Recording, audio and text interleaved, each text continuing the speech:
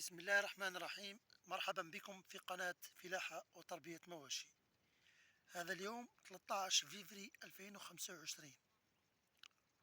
نحن الآن في حقل الفصة، وهو في بداية نموه بعد سبات شتوي. الحمد لله لم يدم طويلا هذه السنة.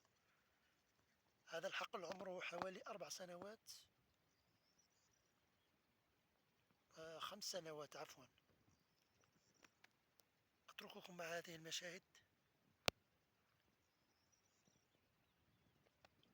تفاعلوا مع صفحتنا، اضغطوا على زر لايك واشتراك لتشجيعنا ودعمنا فقط. لأي استفسارات أو أي أسئلة أو معلومات اتركوها لنا في التعليقات. فصة من نوع سبيت كاليفورنيا. السلام عليكم ورحمة الله تعالى وبركاته.